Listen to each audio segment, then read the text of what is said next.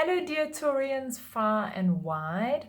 It's called from Core Astrology, and today I want to chat with you about the full moon in Gemini and how this is going to be affecting you. So, when is this happening? It's happening at 11 minutes past 9 p.m. if you're in Los Angeles, on the 11th of December, on the 12th of December at 11 minutes past midnight if you are in New York. If you're in London, 11 minutes past 5 a.m., Johannesburg, 11 minutes past 7 a.m. If you are in Bali or you are in Perth, Australia, it'll be 11 minutes past 1 p.m. and it'll be 11 minutes past 4 p.m. in Sydney, so that you know when this is actually happening. So the moon will be in Gemini, which is the sign of communications and curiosity. It is a sign of talking, thinking, and it is also a mutable sign, so it really enjoys changes. As a matter of fact, it grows in terms of changes. When changes are prevalent, it's happy and it likes to change. So let's have a look, see where this is happening for you.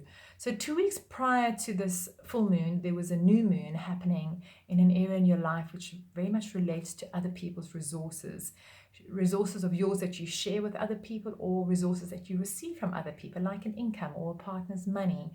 But it's not only just the money, it's also the emotional and the spiritual and the physical resources that you get from other people. So 2 weeks prior to this full moon, something was initiated in that kind of manner, and it's now coming to a head and culminating on the full moon in Gemini, which for you is happening in an area that is all about your self-worth and your own personal finances.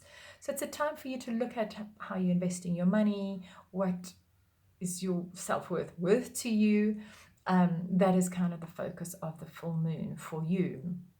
Also, what's going on at the time is that, of course, that Saturn-Pluto conjunction, which is this time of exploration that's happening for you in an area in your life, which is all about foreign travel, matters related to overseas, to higher studies at university, lecturers at university, teachers from university, counselors, gurus, anybody helping you to connect to philosophy, to spirit, to your higher knowledge, to how you relate to God and how you connect in the higher realms of learning.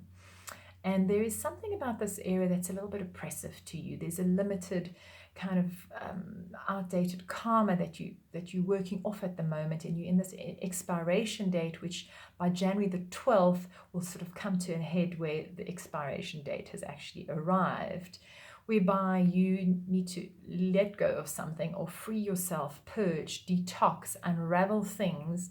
There could be paranoias or fears about your belief systems, about the studies that you want to make, about traveling overseas, about thoughts or communications with foreigners, about your belief systems, about spirituality, which are no longer serving you, that you need to let go of. And at the time of the full moon, Venus is sitting there right between Saturn and Pluto, making it a little bit easier for you. So Venus is mostly everything to do about what you love, but it also can relate to a feminine energy that might be coming in to assist you with that. A daughter, a female friend, it could be a male friend with a lot of feminine energy that will help you come to terms with these things that you want to unravel and change in your life in relation to all these matters related to overseas and travels, as mentioned. Now, Mars is very strong at the moment in Scorpio in the heavens. It's in rulership, which makes it very assertive, dynamic, powerful, and really strong. And for you, it's falling in an area of your life that relates to marriage partners or very good friends, like your best friend or otherwise a business partner. And this marriage partner or business partner or friend will be helping you unravel these things that are not allowing you to be this authentic version of who you want to be in terms of the matters related to your belief system overseas, your studies, your relation to God.